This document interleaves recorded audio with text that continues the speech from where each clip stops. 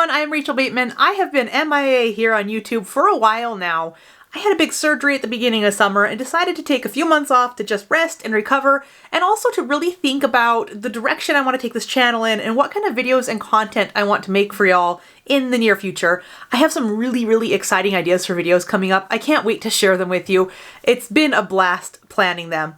But today I figured was the perfect day to jump back in and start filming again because I have some very exciting news to share with you. In case you couldn't tell from the title of this video, I finally have a new book coming out. Make the Fireflies Dance, which was my NaNoWriMo 2019 novel, has sold to Julie Matysik at Running Press, which is part of Hachette, and will be released in the spring of 2023. Julie was my editor for someone else's summer. I absolutely adore her and I'm so excited to be working with her again. I am thrilled that she wanted this book as well because I can't think of anyone else I would rather have to help me bring this book into the world. I'm thrilled and I cannot wait to be working with her again.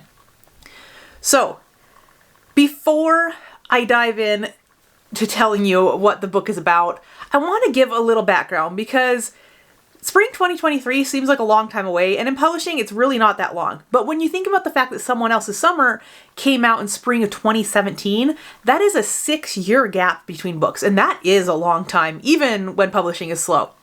And I kind of wanted to just talk about why that is and give you a little bit of background and the story behind it, because I feel like we don't talk about stories like this enough. And sometimes authors can feel very alone when they're dealing with something like I did, and so I just want to put it out here and tell you the story of how Make the Fireflies Dance came about before I tell you what the book's about.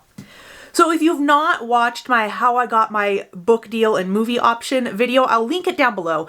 But the Reader's Digest version is that in 2016, I entered Pitch Madness kind of on a last-minute whim, and it ended up going really well for me. I got several agent requests, and within 6 weeks of sending the manuscript to the first agent who requested, I had signed with an agent, had a book deal, and a movie option on the table.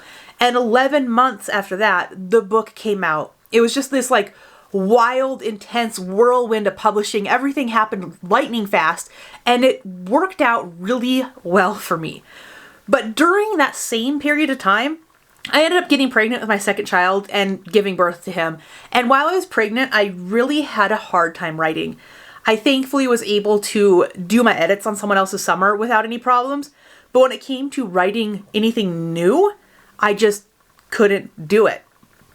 So I talked to Ashley, my wonderful critique partner. She's absolutely fabulous. And I talked to a couple other author friends who are also mothers, and they all said, that kind of happened to me too when I was pregnant. I really struggled to write, but don't worry. Once the babe was born, I was totally fine. Everything came back and I was writing again. So I decided, okay, I'll write out these 9 months. I'll focus on edits for someone else's summer. I'll focus on my new baby and planning the launch of someone else's summer and getting everything going for that. And then afterwards, I'll write the next book. So, baby was born. 3 months later, the book came out. It was all very exciting. And I decided time to buckle down, get back to work on the next one, and nothing. And nothing, and then more nothing.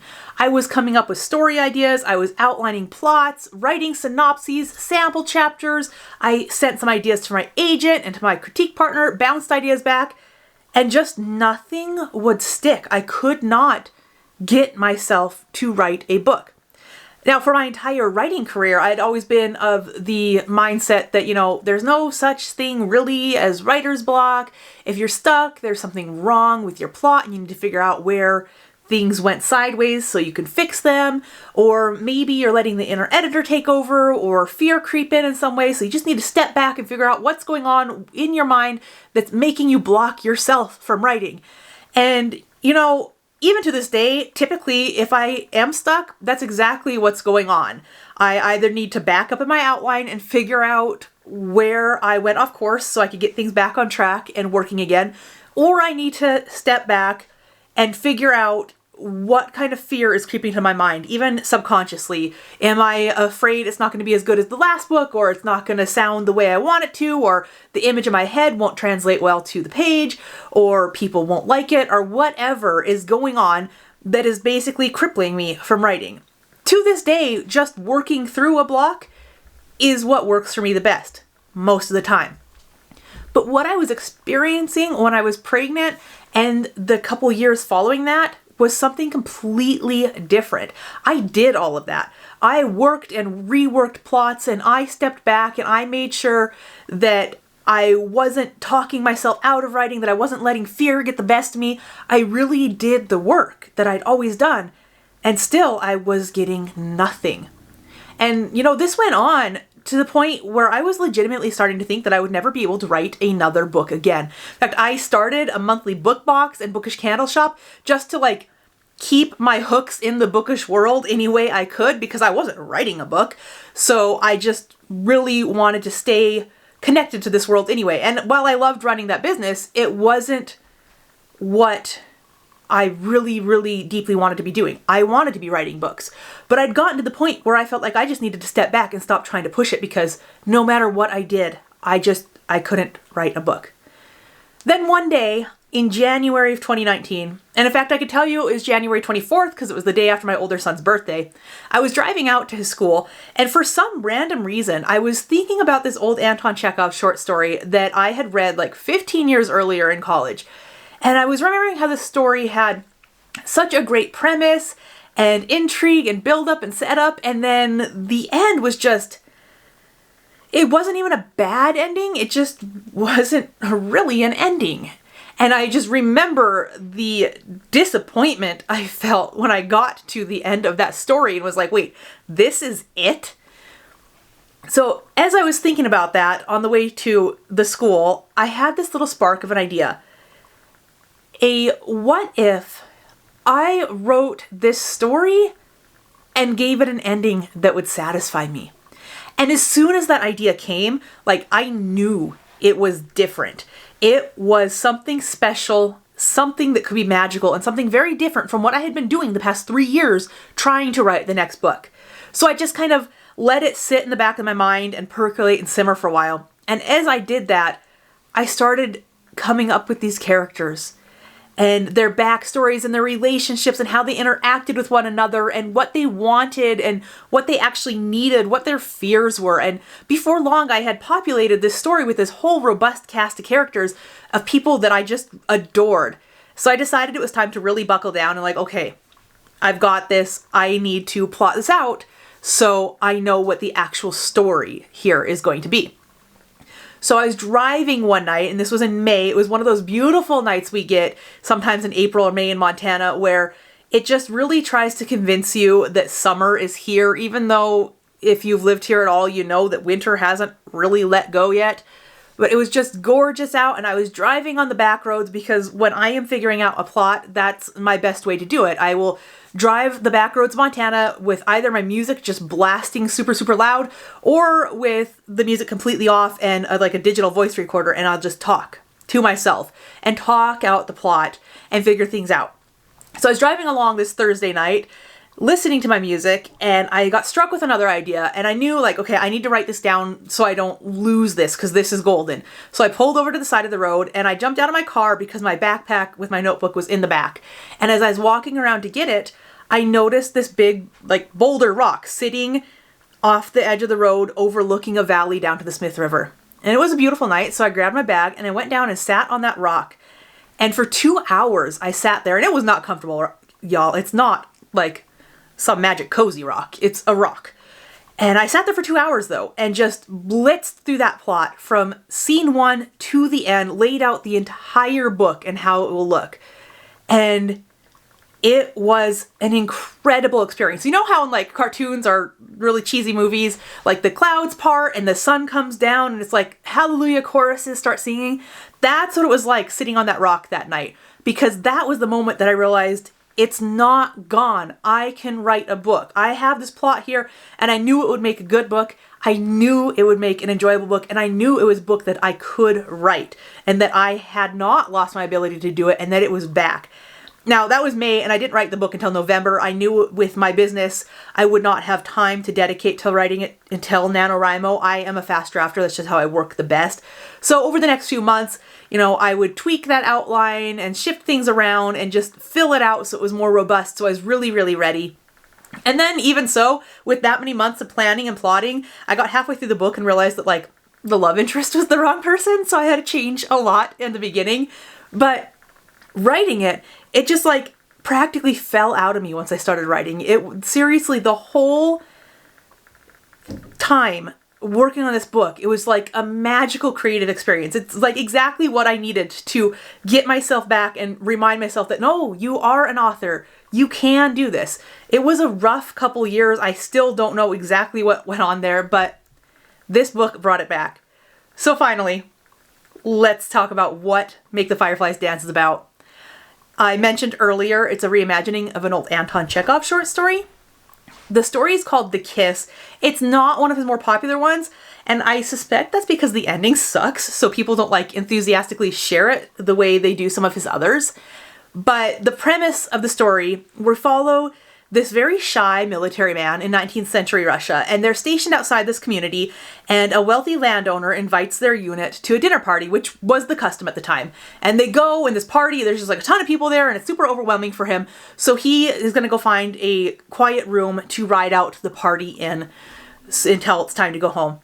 So he steps into this dark room, and a woman says, "Finally," or "There you are." It really depends on the translation you read, but she grabs him and she kisses him. Now, again, this is 19th century Russian literature, so it's like a little kiss on the cheek. And as soon as she feels that he has like a bit of a beard growing in, she's like, "Whoa, this is not the right guy," and she freaks out and she runs away. But for this man, it is the most passionate moment of his life. And he is just like, he has to know who it was. So he goes back out into the party to find her, but everyone's acting totally normal and he can't figure out who it might have been who just kissed him. Well, his unit gets shipped off to the next town and we follow him as he, becomes nearly obsessive about this woman and just loving the passion of the kiss and, starting to love this woman and he doesn't even know who it is. And finally they get sent back to that original town, and since it was the custom for the landowners to invite the military for dinner, he figures, this is my chance. I'll be able to figure out who it was. She was at the party before. I'm sure she'll be there again. I'll go. I'll figure it out. But when they get there, the landowner is not in town. And he's like despondent. He despairs over the fact that he lost his chance and he doesn't know what to do. A little bit of time passes. Landowner comes back and sure enough, invites the military unit to another dinner party. He has his chance and finally can go find out who this was. And he decides to stay in his tent and send his unit without him, and the story's over. And it's been more than a decade and a half now, and I still can feel that crushing disappointment that I got the first time. And it's not even that he didn't find out who the woman was. I don't care about that at all. It's that there was like no action taken at all. We stay with him for so long, obsessing over who this might be, and then he takes no action. And he gets a chance to take action and chooses not to. And it was wildly unsatisfying. So I have taken this story out of 19th century Russia and dropped it into a modern day high school where we follow my girl Quincy, who is an aspiring filmmaker and a hopeless romantic. She loves romantic comedies and she kind of wishes her life could be a romantic comedy, but she's never been kissed. She's never had a boyfriend. She has this massive crush on the guy she works with and has no idea what to do about that. And then one night when she's throwing her grandma's 80th birthday party, she steps into a dark theater to make a phone call and she's kissed by a stranger. And it is so passionate and she's so in love with the moment and she wants more, but she has no idea who it was. So she tells her friends about it. And as this was an 80th birthday party and she was sure this was a young guy, not one of her grandma's old man friends, and there were only a handful of young guys there helping out with the catering, her friends figure, we have a small number of people it could have been. So they launch Operation Mystery Kisser, which is their plan to figure out who was in the theater with Quincy. And they decide the best way to do this is to set her up on a series of blind dates with all the guys who were there that night, so she can go out with them and hopefully kiss them and decide which one it was in that theater. Now, they really want to do this before senior prom so he can be her prom date. So there's a lot more going on in the background, stuff that Quincy has to deal with, but that is the premise of it. And it was just so fun to write. For so long, I've wanted to write a book about love and not just romantic love and telling a love story, but the love a kid has for their parent or their siblings or their friends, the love that changes and grows and shifts as our relationships change and we grow and things shift in our life. I really wanted to talk about all the different dimensions and layers and dynamics of love that one person has in their life at one time. And being able to do that in this book, in kind of a romantic comedy-esque setting, was really, really just a blast. Like my other books, it's this light, fluffy premise with some, heavier things in the background that Quincy's having to deal with. I'm not going to get into that because, I have to leave something for you to read.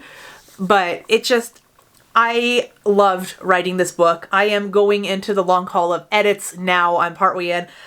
Even though I wrote the whole book in November of 2019, I actually sold it to Julie on proposal, so she only read the synopsis and the first 3 chapters.